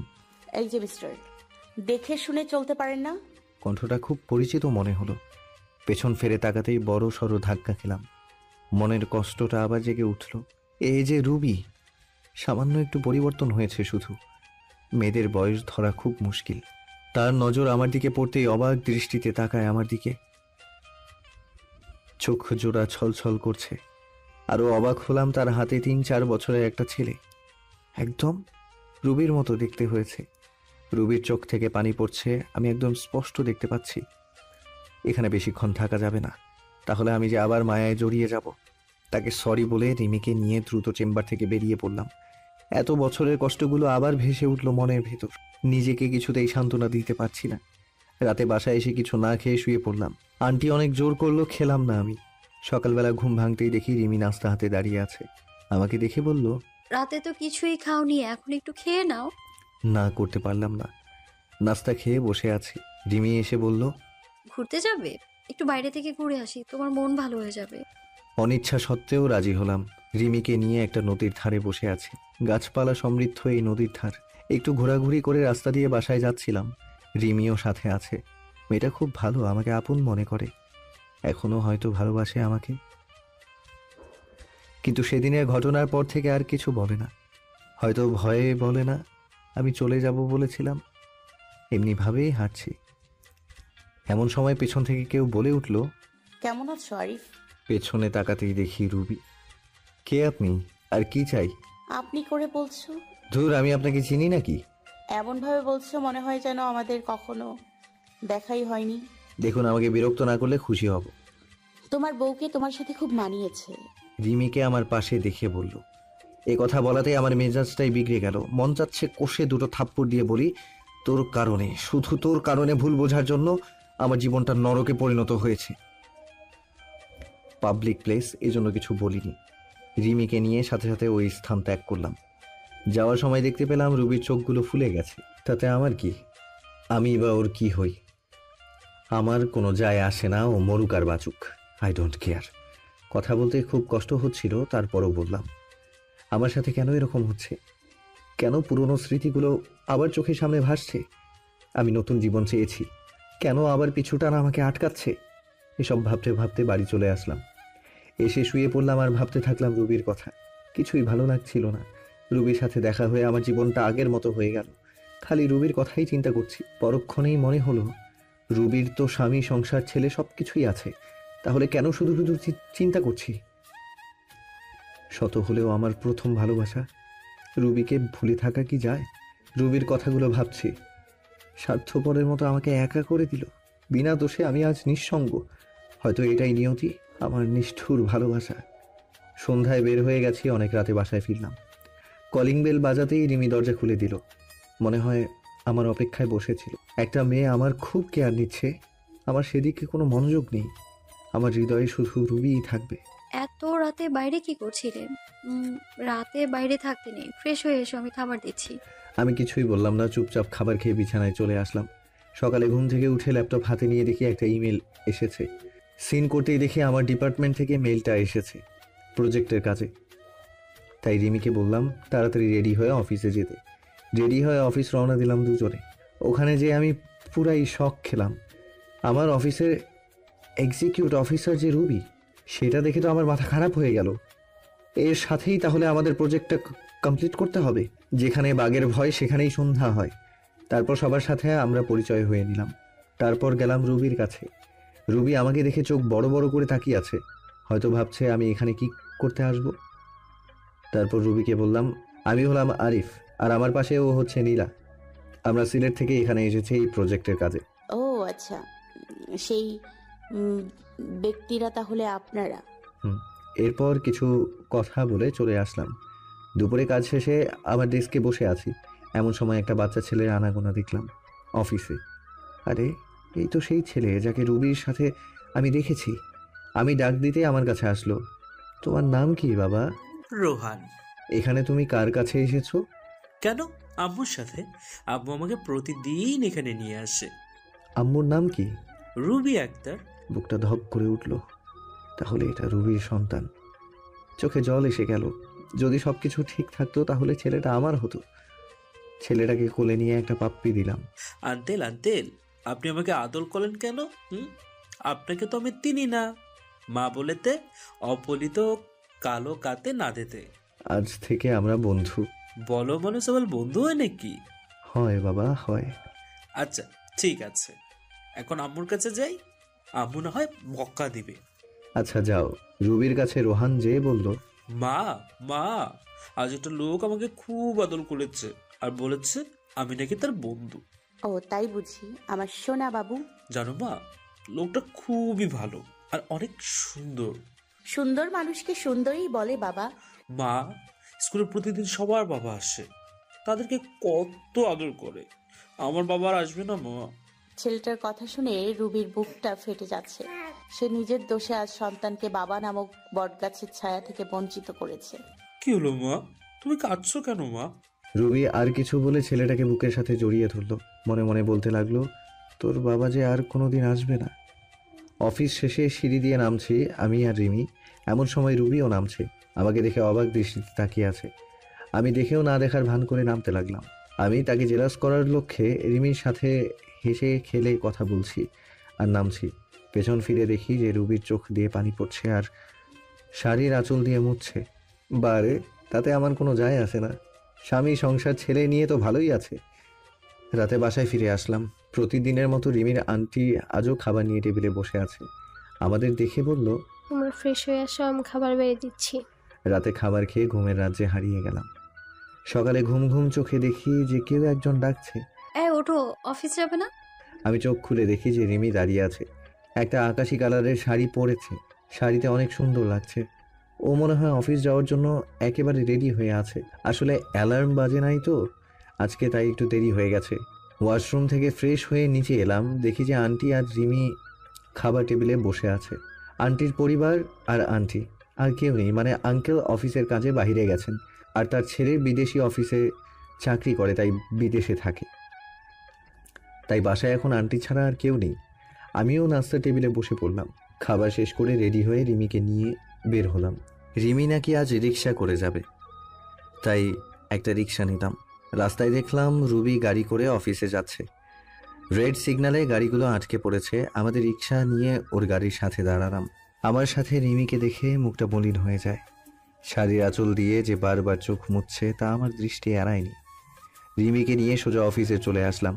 অফিসে এসে দেখলাম রুবি আমার কেবিনের সামনে দাঁড়িয়ে আছে। তাই আমি রিমির সাথে হেসে হেসে কথা বলা শুরু করে দিলাম। আমিও ভাবছি একটু ঝাল না দিলে কি আর হয়। আমি সোজা রিমির গা ঘেঁষে বসে পড়ি আর হেসে হেসে কথা বলা শুরু করি। কথা বলছি আর রুবির দিকে তাকিয়ে দেখি একেবারে তেলে বেগুনে ফুলে উঠছে। ও রাগ করলে আমার কি? রাগ সামলাতে না পেরে বলল, এটা অফিস, কোনো রোম্যান্সের জায়গা নয়। রিমি দেখো না অফিসার ম্যাডাম কি বলে। আরিফ, তুমিও না। এ কথা বলে রুবি চলে গেল। আমি ভেবে পাচ্ছি না রুবি আমায় দেখে ওরকম ব্যবহার করছে কেন। তার তো স্বামী আছে। আমি একটু মজা দেখাতে রুবির পিছে পিছে রুবির কেবিনের সামনে যেতেই শুনতে পেলাম, মা মা আগামীকাল স্কুলে স্যাররা বলেছে মা বাবাকে নিয়ে যেতে। তুমি তো প্রতিবারে বাবাকে নিয়ে যাও না। রুবির ছেলের এইরকম কথা শুনে আমার জানার আগ্রহ হচ্ছে। রুবির ছেলে বলল তার বাবা নাকি তাকে স্কুলে নিয়ে যায় না। রুবির স্বামী কোথায়? কে বা রুবির স্বামী? না, আর ভাবতে পারছি না, আমাকে একটু খবর নিতে হবে। তারপর ওখান থেকে চলে আসলাম। ছেলের কথা শুনে রুবি অনেকটা কষ্ট পেল। তখনই তার মনে পড়ল, আরিফের তো বউ আছে। আমার ছেলেকে এখন বাবার পরিচয় দিলে সে মেনে নেবে না। না না, আমার ছেলেকে আমি দিব না। আজ এই নিষ্পাপ মনে আমি কষ্টের দাগ লাগাতে দিব না। আমার ছেলে যদি জানতে পারে তার বাবার আর একটা বউ আছে, খুব কষ্ট পাবে। আমি আমার ছেলেকে আঁকড়ে ধরে জীবন কাটিয়ে দিতে চাই। আরিফ আমাকে ক্ষমা করবে কিনা জানি না। আমার ভুলের জন্য বিধাতা প্রতিনিয়ত আমাকে কষ্ট দিতেছে। সারা জীবন আরিফের জন্য দোয়া করব, ও যাতে ভালো থাকে। এই বলে ছেলেকে বুকে নিয়ে নিঃশব্দে কাঁদতে লাগলো। আমি আমার কাজ করে চলছি। দুপুরে লাঞ্চ টাইমে সবাই ক্যান্টিনে খাওয়ার প্রস্তুতি নিচ্ছে। আমি যে রিমির সাথে বসলাম। আমরা তো কোনো টিফিন নিয়ে যাইনি, তাই বিরিয়ানি কিনতে গেলাম। তারপর বিরিয়ানি নিয়ে এসে বসলাম। আমার বিপরীত টেবিলে রুবি বসেছে, আমার দিকে বারবার আর চোখে তাকাচ্ছে। রিমি আর আমি খাচ্ছি। হঠাৎ করে রিমির মুখে আমি লোকমা তুলে দিলাম। রুবির চোখ এড়ায়নি। রুবি সহ্য করতে না পেরে এখান থেকে উঠে গেল। এমন কেন করলো রুবি? চলে কেন গেল? সে গেল না আছে তাতে আমার কি? সেও একদিন আমাকে অনেক কষ্ট দিয়েছিল। আমি টেবিলে বসলে সে উঠে চলে যেত, এক টেবিলে বসে খাবে না বলে। কি ভাবছো আরিফ? আরে কিছু না। এই তুমি আমার মুখে লোকমা দিলে কেন? আমি কি তোমার বউ লাগি নাকি? হ্যাঁ, ধুর, বউ হতে যাবে কেন? তুমি তো আমার বেস্ট ফ্রেন্ড, আর বেস্ট ফ্রেন্ডরা বউয়ের চেয়েও বেশি হয়। এ মা, তাই বুঝি? মারবো একটা নাক বরাবর, 7 দিন মেডিকেলে থাকবো, বুঝছো? তাহলে তো ভালোই হয়, সেবা যত্ন করতে পারবা। তোমার সাথে আমি কথা বলে আর পারবো না। দুপুরের খাবার শেষ করে কেবিনে বসে আছি। অফিসটা একটু ঘুরে ঘুরে দেখতে লাগলাম। নতুন এসেছি, এখনো কিছুই দেখা হয়নি, তাই সব জায়গা ঘুরে ঘুরে দেখলাম। তারপর বাসায় চলে গেলাম। আগামীকাল সকালে আর অফিসে গেলাম না। রিমিকে বলে দিলাম তুমি যাও আজ, আমি যাব না। রিমিও যেতে চাইলো না, তাকে বুঝিয়ে পাঠিয়ে দিলাম। রিমি চলে গেল, আমি ফ্রেশ হয়ে নিলাম। এখানে আসা কয়েকদিন হয়ে গেল, ভাবলাম আজ রুবির বাসায় যাব। রুবি এখন অফিসে আছে, এই সুযোগে খালা খালুর সাথে দেখা করে আসব। রুবির ভুলের কারণে খালা খালুকে কেন দূরে করে রাখবো? তারা আমাকে কত ভালোবাসতো, নিজের ছেলের মতন। তা বাদে কালকে রুবির ছেলের কথাটা ভাবলাম, গিয়ে দেখে আসি রুবির স্বামীকে। যেই ভাবা সেই কাজ, বেরিয়ে পড়লাম খালার বাসায়। বাসাটা সেই আগের মতোই আছে, কিছু চেঞ্জ হয়েছে, নতুন রং করিয়েছে মনে হয়। বাসার গেটে গিয়ে কলিং বেল চাপ দিলাম। কয়েকবার বেল চাপতেই দরজা খুলে দিল। আমি এক দৃষ্টিতে তাকিয়ে আছি খালার দিকে। খালা বলে উঠল, কাকে চাই? বলবেই না কেন, এই 5 বছরে আমি সেই আগের আরিফ নেই, দেখতে একেবারে বদলে গেছি। খালার বয়স হয়েছে, তাই হয়তো চিনতে পারছে না। খালা, আমি আরিফ। কথাটা বলার সাথে খালার চোখ পানিতে টলমল করছে। আরিফ বলে জড়িয়ে ধরলো আমায়। আমিও কেঁদে দিলাম। কোথায় ছিলি তুই বাবা? জানিস আমরা তোকে কত খুঁজেছি। তোর খালু তো একেবারে ভেঙে পড়েছিল তোকে না পেয়ে। কেন এইভাবে চলে গেছিলি? তোর আমাদের কথা মনে পড়েনি একবারও? কেঁদেই যাচ্ছে। মনে পড়েছিল খালা, কিন্তু কি করব বলো, তখনকার পরিস্থিতি। আমি রুবিকে বলেছিলাম যে তার জীবনে আর ফিরে আসবো না। এখন তো রুবির বিয়ে হয়ে গেছে, স্বামী ছেলে সংসার হয়েছে, তাই আসলাম, তাই আবার ফিরে আসলাম। কি বলছিস তুই? রুবির বিয়ে হয়ে গেছে মানে? কেন, রুবির বিয়ে হয়নি? তার একটা ছেলেও তো দেখলাম। রুবির কোনো বিয়ে হয়নি, তুই ভিতরে আয়, বলছি সব তোকে। আমি ভেতরে গিয়ে বসলাম, খালার মুখ চেয়ে বসে আছি সবকিছু জানার জন্য। নীরবতা ভেঙে আমি বললাম, কি হলো খালা, বলো। তাহলে শোন, তুই যখন বাড়ি থেকে চলে গেছিস, রুবি তখন অনেক খুশি হয়েছিল। তার কয়েকদিন পর আমি দেখলাম রুবি সারাদিন কী যেন চিন্তা করতো আর কাঁদতো, খাওয়া দাওয়া ছেড়ে দিয়েছিল। আমি যখন জিজ্ঞেস করি তখন বলতে লাগে, মা, আমি একটা বড় ভুল করে ফেলেছি মা, আমার জন্য আরিফ এই বাড়ি ছেড়ে চলে গিয়েছে। কি বলছিস? যা বলবি খুলে বল। তারপর রুবির সেই দিনের রাতের কথা বলল। সকালে তোর সাথে অনেক বাজে ব্যবহার করে তোকে চলে যেতে বলেছে। একদিন রুবির সাথে ওর বান্ধবীর দেখা হয়। ওর বান্ধবী বলে দেয় যে রুবি যখন ড্রিঙ্কস করে ফেলে তখন সেন্স ছিল না, তখন তার ভাই রুবির সাথে খারাপ ব্যবহার করে। তাই তার বান্ধবী রুবির কাছে ক্ষমা চেয়ে চলে যায়। রুবি এসব কথা শুনে মাথাটা ধরে যায় যে তোকে দোষারোপ করেছে। মেয়েটা অনেক ভেঙে পড়ে যায়, তাই ওকে আমি কিছু বলি নাই। তার কয়েক মাস পর রুবি একদিন মাথা ঘুরে পড়ে যায়। আমি ডাক্তারের কাছে নিয়ে জানতে পারি রুবি মা হতে চলেছে। আর রুবির সাথে যে ছেলেটা দেখছিস ওটা তোর আর রুবির ছেলে। কথাগুলো শোনার পর আমার চোখ দিয়ে আপনা আপনি পানি পড়তে লাগলো। তার মানে ও আমার ছেলে। আমার যে কি আনন্দ লাগছিল বলে বোঝাতে পারবো না। তাই রুবি আমায় আর রিমিকে একসাথে দেখিয়ে জ্বলছিল। আরিফ শোন বাবা, রুবি না তোকে অনেক ভালোবাসে।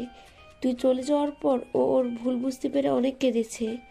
তোর জন্য আজও অপেক্ষা করে বসে আছে মেয়েটা। তুই আর ওকে ফিরিয়ে দিস না বাবা। তাই বললে কি হয়? আমাকে ও কম কষ্ট দিয়েছিল নাকি? তার প্রতিশোধ আমি না নিয়ে তাকে কাছে টেনে নিব না? খালা আমার একটা কথা রাখবে? কি কথা বল? আমি যে এখানে এসেছি তা যেন রুবি না জানতে পারে। আমি যে সব জানি। আর শোনো, রুবি আমাকে কম কষ্ট দেয়নি, তাই ওকে একটু শিক্ষা না দিয়ে আমি আমার কাছে টেনে নিব না। ও বুঝুক আপন জনকে কষ্ট দিলে কি হয়। আচ্ছা, তুই যা ভালো মনে করিস। ওই তো তোর খালু এসে পড়েছে। তাই আমি খালুর সাথে কথা বলে অনেক সময় ওখানে থেকে চলে আসলাম। আর বলে আসলাম রুবি যেন কিছুতেই জানতে না পারে। রাস্তা দিয়ে যাচ্ছিলাম, কিছুক্ষণ যাওয়ার পর চোখ পড়লো একটা স্কুলের গেটে। দেখি যে আমার ছেলেটা ব্যাগ ঘাড়ে নিয়ে দাঁড়িয়ে আছে। কাছে গিয়ে জিজ্ঞেস করলাম, কি হলো বাবা, এখানে মন খারাপ করে দাঁড়িয়ে আছো কেন? জানো আঙ্কেল, আমার বাবা নেই। আজ স্কুলে সবার বাবা মাকে ডেকেছে। আম্মু এসে শুধু স্যারের সাথে কথা বলে গেছে। আমি রাগ করে এখানে দাঁড়িয়ে আছি। ছেলের কথা শুনে বুকের বাঁ পাশে চিনচিন ব্যথা শুরু হয়ে গেল। মনে মনে বলছি, আমি তো তোর বাবাই, শুধু পরিস্থিতির কারণে আজ তোর থেকে দূরে। ছেলেকে আদর করে দারোয়ানকে বলে স্কুলের গেটের ভেতরে ঢুকিয়ে দিয়ে আসলাম। মনে মনে ভাবছি রুবি না হয় নিষ্ঠুর, তাই বলে আমিও নিষ্ঠুর হব? নিজের ছেলের পরিচয় আমার কাছ থেকে গোপন রাখলাম। নিজের ছেলের কাছে আমি আজ পিতার পরিচয় গোপন রাখলাম। খুব কষ্ট হচ্ছে। মা, আজও ওই আঙ্কেলটা আমার স্কুলে আসছিল। আমাকে অনেক আদর করেছে। ওইরকম যদি আমার বাবাই হতো খুব ভালো হতো না মা? রোহান তোমাকে না বলেছে অপরিচিত কোনো লোকের কাছে না যেতে?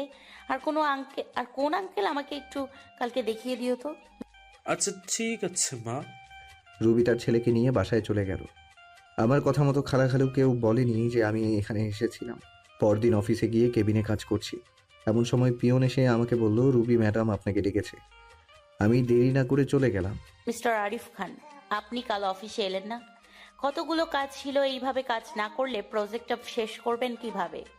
আসলে ম্যাডাম ভুলে গিয়েছিলাম একটু। রাখেন আপনার ভুলে যাও। এত বড় প্রজেক্টের কাজ কোন ভদ্রলোক যে আপনাকে দিয়েছে আমি তো ভেবে পাচ্ছি না। আর ভুলে তো যাবেনই, সুন্দরী বউকে নিয়ে অফিসে নষ্টি ফষ্টি করলেই তো সবই ভুলে যায়। Sorry madam. এমন সময় রোহান এসে বলল, মা, এই আঙ্কেল আমাকে খুব আদর করে। তোমাকে এনার কথা বলছিলাম। রুবি জিজ্ঞাসাসূচক দৃষ্টিতে আমার দিকে তাকালো। আমি তার মুখে একটু খুশির ছাপ দেখতে পাচ্ছি। তারপর আবার কঠোর রূপ ধারণ করলো। তোমাকে না বারণ করেছি অপরিচিত ফালতু লোকের কাছে না যেতে? আমার দিকে তাকিয়ে কথাটা বলল। মা, আঙ্কেল খুব ভালো। তুমি ফালতু বলছো কেন? চুপ, একদম চুপ। বেশি পাকনা হয়ে গেছো না? আর এই যে মিস্টার আরিফ, আপনি আমার ছেলের সাথে আর মিশবেন না, এই বলে দিলাম। মুহূর্তের মধ্যে মনটা খারাপ হয়ে গেল। ফালতু কি আমি নাকি তুমি নিজেই রুবি?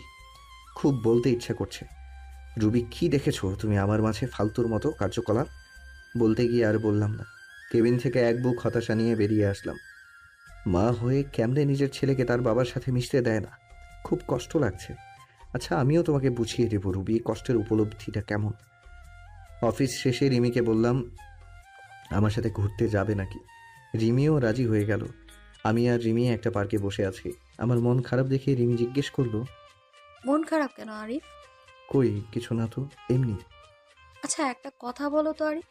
কি? রুবি ম্যাডাম কিছুদিন থেকে তোমাকে চোখে চোখে রাখছে। আমার সাথে হেসে হেসে কথা বলে প্রচুর রাগ হয়।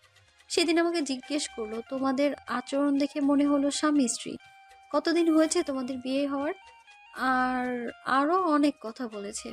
আচ্ছা তোমার সাথে রুবি ম্যাডামের কোনো সম্পর্ক আছে? আমি দীর্ঘশ্বাস ফেলে জবাব দিলাম, থাক না ওসব কথা। বলো না আরিফ। আমি তোমাকে আমার স্ত্রীর কথা বলেছিলাম না? রুবি সেই আমার স্ত্রী। কথাটা বলতেই রিমি অবাক হয়ে গেল। এই হচ্ছে তোমার বউ? আমি রুবিকে সবকিছু বলবো, তোমাকে মেনে নিবে?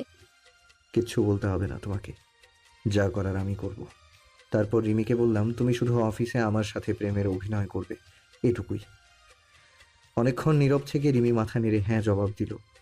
রাতে দুজনে একসাথে বাসায় ফিরে আসলাম। খাওয়া দাওয়া শেষ করে বিছানায় শুয়ে পড়লাম। কি করব কিছুই বুঝতে পারছি না। ভাবতে ভাবতে ঘুমিয়ে পড়লাম। সকালে ঘুম ভাঙলো অ্যালার্মের শব্দে। তারপর রিমির ফুফু নাস্তা দিল, খেয়ে অফিসের উদ্দেশ্যে বেরিয়ে গেলাম। অফিসে পৌঁছে রিমিকে বললাম, তুমি ভেতরে যাও, আমি একটু পাশের দোকান থেকে আসছি।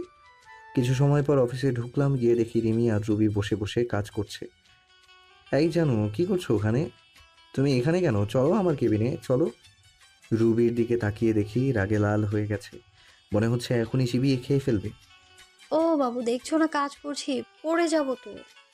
হ্যাঁ, এত বড় লোকটাকে বাবু বলছে, রুবি বিড়বিড় করে বলল। আচ্ছা জানু, আমি এখন যাই। একটা ফ্লাইং কিস ছুঁড়ে মারলাম। ভালো লাগছিল না, তাই অফিসের ছাদে চলে গেলাম। গিয়ে দেখে আমার ছেলে একটা বল নিয়ে খেলছে। আমাকে দেখা মাত্রই আমার কাছে আসলো। তোমার আম্মু বকা দিবে না আমার কাছে আসছো যে? আম্মু অনেক পচা, আমার সাথে অনেক রাগ করে। তাই বুঝি বাবা। ছেলেকে নিয়ে ছাদে দাঁড়িয়ে আছি, এমন সময় রুবি আসলো ছেলের খোঁজে। তোমাকে না আমি বলছি এখানে না আসতে, বাবু আসলে কেন? এই বলে ছেলেকে আমার হাত থেকে নিয়ে যাওয়ার জন্য আসলো। দাঁড়াও রুবি। অনেকটা অবাক হলো আমার কথা শুনে। এই সন্তান কার? আমার আর আমার স্বামীর। কেন, আপনার কি হয়েছে? তা তোমার স্বামীটা কে জানতে পারি? আপনাকে না জানালেও চলবে। আপনি কে হন যে আপনাকে বলবো? এ কথা শুনে নিজের রাগ কন্ট্রোল করতে পারি না, তাই ঠাস ঠাস করে দুটো চর বসিয়ে দিলাম। রুবির চোখ দিয়ে পানি পড়ছে, গাল দুটো ফুলে লাল হয়ে গেছে। এই সন্তানটা কার সত্যি করে বলো রুবি, না হয় আমার চেয়ে কেউ খারাপ হবে না। তোমাকে বলে কি লাভ, আর কি বা হও তুমি আমার? তাচ্ছিল্যের হাসি দিয়ে বললাম, অন্যতম যে স্ত্রী স্বামীকে মানে না, স্বামীকে চরিত্রহীন বলে গালি দিয়ে বাসা থেকে বের করে দেয়, তার কপালে যাই হোক স্বামী জুটবে না। শুনলাম তোমার নাকি বিয়ে হয়নি, তাহলে এই ছেলেটা কোথা থেকে আসলো? না জানি কার সাথে কি করে বেরিয়েছ। ছি! এই কথা বলার সাথে সাথে রুবি আমার কলার চেপে ধরলো আর বলতে লাগলো, মুখ সামলে কথা বলো আরিফ, আর একটাও বাজে কথা বলে খুন করে ফেলবো। আমি এক ঝটকায় রুবির হাত ছাড়িয়ে পেছন থেকে হাত দুটো মুচড়ে ধরে বললাম, সত্যি কথা বললে তো গায়ে লাগবেই। আমার লাগছে খুব, ছাড়ো প্লিজ। ছাড়ার জন্য তো ধরিনি, আগে বলো আমার কথাটা সত্যি নাকি মিথ্যা। রুবি চুপ করে আছে। তাহলে আমি ধরে নেব সব সত্য? তোমার যা ইচ্ছা মনে করতে পারো, প্লিজ আমার হাত ছাড়ো, লাগছে খুব। ওয়েট ওয়েট, এত অস্থির হচ্ছ কেন? সবে তো শুরু। আগে বলো এই সন্তান কার? চুপ। কি হলো, বলো না কেন? চুপ। আরে বলছো না কেন? কি হলো বলো। রুবি শুধু কেঁদেই চলছে। আঙ্কেল আঙ্কেল, তুমি মাকে ছেড়ে দাও, মা অনেক কষ্ট পাচ্ছে। ছেলের কথা শুনে আর ধরে রাখতে পারলাম না, ছেড়ে দিলাম। রুবি ছাড়া পেয়ে ছেলেকে জড়িয়ে ধরে কাঁদতে লাগলো। শক্ত করে জড়িয়ে ধরে আছে, মনে হচ্ছে আমি ছুঁ মেরে তার ছেলেকে নিয়ে যাব। রুবি ছেলেকে জড়িয়ে ধরে শুধু কেঁদে চলছে। আমি আবারও জিজ্ঞেস করলাম, রুবি এই সন্তানটা কার? কি হলো, বলছো না কেন? ওহ, বলবে বা কেন, নিশ্চয়ই কোনো আকাম কুকামের ফসল। রুবির চোখ দিয়ে শুধু পানি পড়ছে। আমি এ কথা বলে ওই স্থান ত্যাগ করলাম। অফিসে বসে নিজের কাজে মনোযোগ দিলাম। বলবো না আরিফ, আমি কিছুতেই আমার সন্তানের কথা তোমাকে বলবো না। এ সন্তান শুধুই আমার। তোমাকে বললে আমার সন্তানকে তুমি নিয়ে যাবে। আমি মা হয়ে এটা কিছুতেই সহ্য করতে পারবো না। এই জীবনে আমার নিজের দোষে তোমার ভালোবাসা হারিয়ে আজ আমি নিঃস্ব। এই সন্তান এখন আমার একমাত্র সম্বল। আমি যে আমার ছেলেকে ছাড়া বাঁচবো না। মা, মা তুমি কি ভাবছো? ওই আঙ্কেল তো তোমাকে কেন মেরেছে? বলো না মা, বলো না। এতটুকু বাচ্চাকে কি বলবে রুবি, নিজের করা ভুলগুলো? আর এই অবুঝ বাচ্চা কি বা বুঝবে? কিছু না বাবা, এমনি। এমনি তো কেউ মারে না মা, স্কুলের স্যাররা পড়া না দিতে পারলে খুব মারে। তুমি নিশ্চয় আঙ্কেলের কাছে পড়া দিতে পারোনি, তাই তোমাকে মারছে, তাই না? ছোট বাচ্চার মনের পরিধি যতটুকু সেই হিসেব করে বলছে কথাটা। রুবি কিছু না বলে ছেলেকে কোলে নিয়ে নিচে নেমে এলো। আমি অফিসের কাজ শেষ করে বাসায় ফিরে আসলাম। এভাবে কেটে যায় 1 মাস। এই 1 মাসে আমি রুবিকে যথেষ্ট কষ্ট দিয়েছি। এমন কোনো দিন নেই যে আমি রুবিকে কাঁদাইনি। রিমির সাথে প্রতিনিয়ত স্বামী স্ত্রীর অভিনয় করে গেছে। রুবি এতে খুব কষ্ট পেয়েছে, আর আমিও পেয়েছি রুবির কষ্টে কষ্ট পেয়ে। প্রজেক্টের কাজও শেষের দিকে। কয়েকদিন পর অফিসে গেলাম, গিয়ে দেখি রুবি আজ আসেনি। অনেকটা অবাক হলাম। অফিস শেষে বাসায় এসে শুয়ে পড়লাম। পরদিন সকালে ভাবছি রুবি কেন অফিসে আসেনি। না, আজ আমার ছেলেকে আমার কাছে নিয়ে আসবই। ওকে ছাড়া আমার একা একা ভালো লাগে না। অফিসে কাজ করে সন্ধ্যার দিকে চলে গেলাম খালাদের বাসায়। বাসায় গিয়ে কলিং বেল বাজাতেই রোহান মানে আমার ছেলে দরজা খুলে দিল। আমাকে দেখে খুশিতে বলল, আঙ্কেল।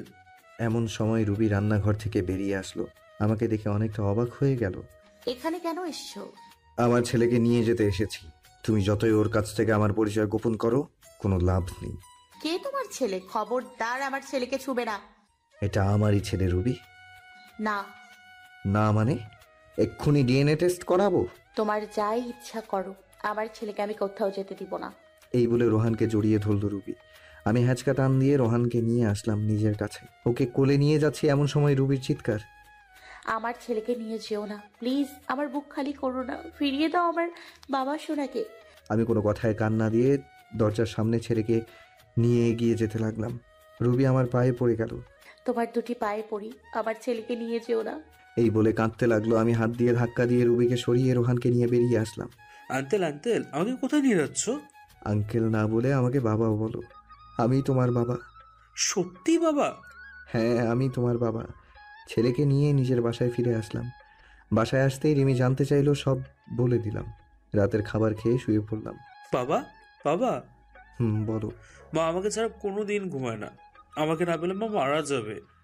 ছেলের কথা শুনে বুকের ভেতর ঘন্টা বেজে উঠল। রুবি যদি সত্যি কিছু করে ফেলে? এমনিতে যে রাগ, 7-5 না ভেবে রোহানকে নিয়ে রুবির বাসায় রওনা হলাম। বাসায় যেয়ে যা দেখলাম তা দেখার জন্য আমি মোটেও প্রস্তুত ছিলাম না। দরজা খুলে ভেতরে প্রবেশ করতেই দেখি রুবি মেঝেতে পড়ে আছে। কপাল ফেটে একটু রক্ত বের হচ্ছে, হাত দিয়ে রক্ত পড়ছে। সম্ভবত শিরা কাটার চেষ্টা করেছে। দেরি না করে তাড়াতাড়ি কোলে তুলে নিয়ে বিছানায় শুইয়ে দিলাম। কপালে হাত দিয়ে দেখি প্রচুর জ্বরে গা পুড়ে যাচ্ছে। সারা রাত মাথায় জলপট্টি দিলাম। নিজ হাতে বাসায় রান্না করেছি, রুবিকে নিজের হাতে খাইয়ে দিলাম। আজ 5 বছর পর রুবির এতটা কাছে আসার সুযোগ পেলাম। অন্যরকম একটা ভালো লাগার কাজ করছে মনের ভেতর। কিন্তু রুবির এখনো জ্বর কমেনি। রাতে রুবির মাথার কাছে বসে আছি, এমন সময় জ্বরের ঘোরে রুবি বলে উঠল, আরিফ আমাকে ছেড়ে চলে যাবে না তো? আমাকে ক্ষমা করে দাও, আমি ক্ষমার অযোগ্য জানি। তুমি চুপচাপ শুয়ে থাকো তো, জ্বরের ঘরে কি যা তা বকছো। এ কথা বলে উঠে যাব এমন সময় রুবি আমার হাত ধরে এক ঝটকায় রুবির মুখের সামনে আমার মুখ নিয়ে এলো। রুবি আমার কপাল চেপে ধরে আছে, ওর নিঃশ্বাস আমার মুখের ওপর পড়ছে। একদম খুব কাছে অবস্থান করছি আমি, আর বলতে লাগলো, আর কত কষ্ট দেবে আমাকে বলো আরিফ, বলো। তুমি যখন অন্য মেয়ের সাথে হেসে খেলে কথা বলো, আমার প্রচুর কষ্ট হয়, মনে হয় যেন মরে যাই আমি। আমি জানি তুমি রিমিকে বিয়ে করো নাই, আমাকে তুমি খুব ভালোবাসো, এটাও আমি জানি। তোমার জীবনে অন্য কাউকে আপন করে নেয়ার আগে নিজ হাতে আমাকে মেরে ফেলো। আমি জীবন আর রাখতে চাই না, কষ্ট তোমার থেকে আমি বেশি পাচ্ছি। তোমার জীবনে নতুন কেউ আসলে আমি সহ্য করতে পারবো না, বিশ্বাস করো। এতদিন তোমাকে ছেড়ে থাকতে অনেক কষ্ট হয়েছে। আমি যখন আমার ভুল বুঝতে পেরেছি, সেদিন থেকে আমি তিলে তিলে শেষ হয়ে যাচ্ছি।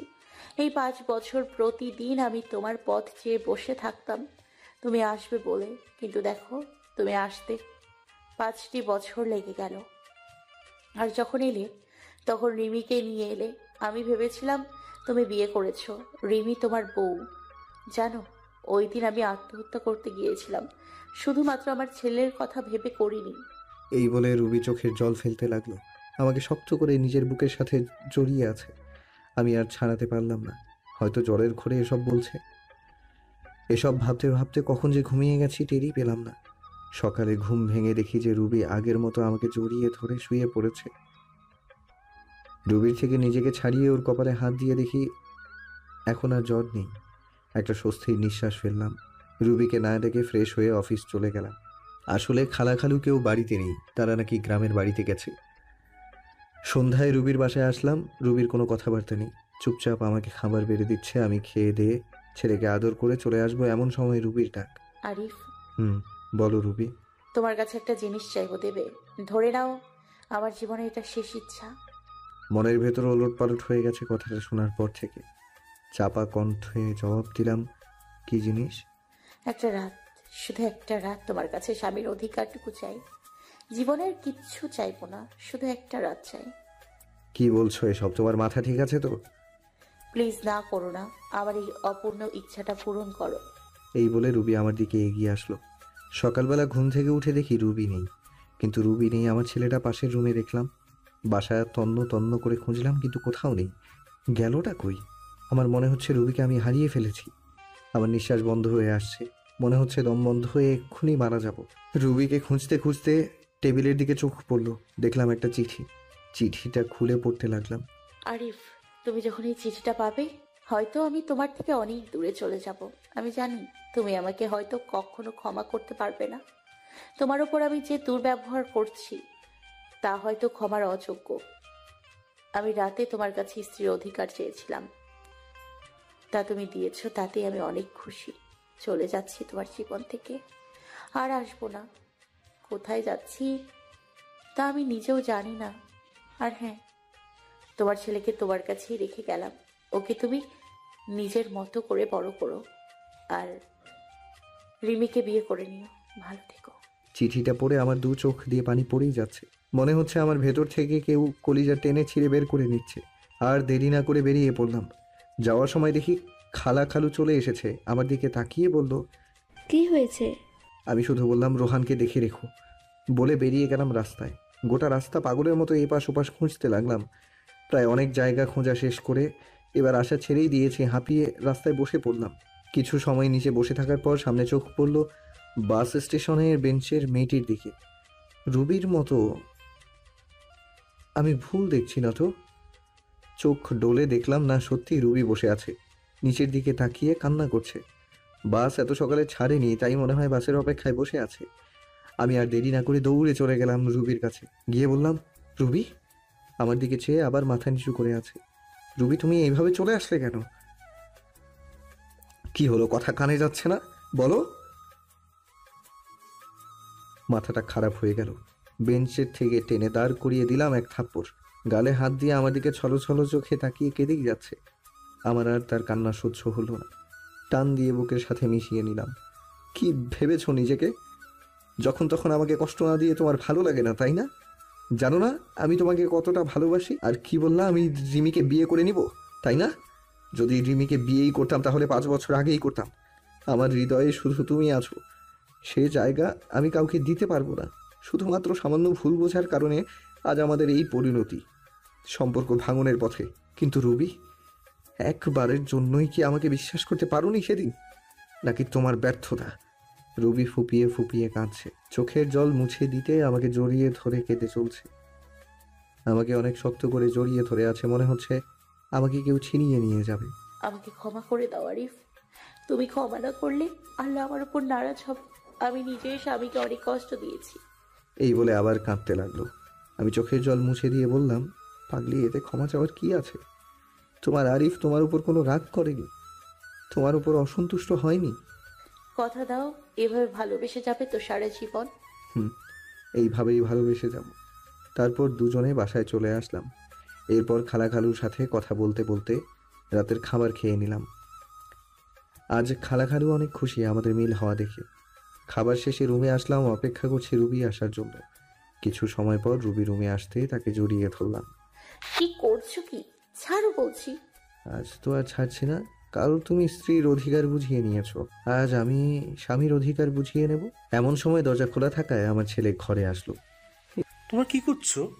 হে প্রভু, হে হরিরাম, কৃষ্ণ জগন্নাথ প্রেমানন্দে। ইয়ে ক্যা হুয়া? ছেলের মুখে এমন কথা শুনে আমি কি বলবো? রবি তো আমার বুকে মুখ লুকিয়ে আছে। আসলে তোমার আম্মুর খারাপ লাগছিল তো, তাই। থাক, আর বলতে হবে না। আমি গেলাম নানুর রুমে, তোমরা থাকো। যা ভাবার ভাবুক। অনেকদিন পর বউকে পেয়েছি, সময় নষ্ট করলে চলবে না। তারপর রবিকে জড়িয়ে ধরে, ভালো থাকুক তাদের প্রেমের বন্ধন, দোয়া করি যাতে সুখে থাকে।